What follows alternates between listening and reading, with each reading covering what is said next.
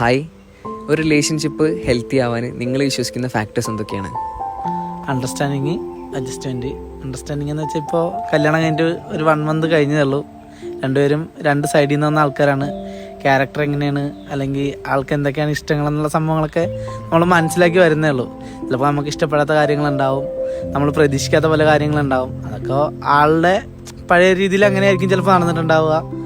അതിലൊക്കെ നമ്മൾ കുറച്ച് അഡ്ജസ്റ്റ് ആവാൻ ശ്രമിക്കുക. ചിലപ്പോൾ നമുക്ക് ഇഷ്ടം ഉണ്ടാവില്ല, അങ്ങനെ പോകണം ഇങ്ങനെ പോകണമെന്ന് ഇഷ്ടം ഉണ്ടാവില്ല. പക്ഷെ പുള്ളിക്ക് അതാണ് പുള്ളിയുടെ വൈബെങ്കിൽ നമ്മൾ ആ ഒരു ഇഷ്ടത്തിന് വിട്ടുകൊടുക്കുക, പുള്ളിയുടെ എൻജോയ്മെൻറ്റ് നമ്മൾ കൂടിയാക്കുക. എല്ലാ കാര്യങ്ങളും കുറച്ച് അണ്ടർസ്റ്റാൻഡിങ്ങും അഡ്ജസ്റ്റ്മെൻ്റായിട്ട് ലൈഫ് പോകണമെങ്കിൽ അടിപൊളിയായിരിക്കും.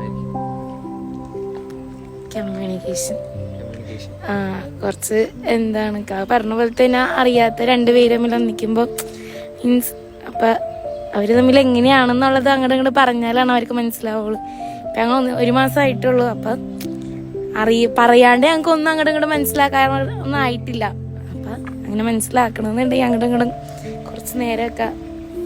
അപ്പോൾ കമ്മ്യൂണിക്കേഷനും മ്യൂച്വൽ അണ്ടർസ്റ്റാൻഡിങ് ആണ് നിങ്ങൾ പറയുന്നത്. Okay, thank you. നിങ്ങളുടെ പേരെന്തായിരുന്നു? സിറാജ്. അസ്ന. Thank U.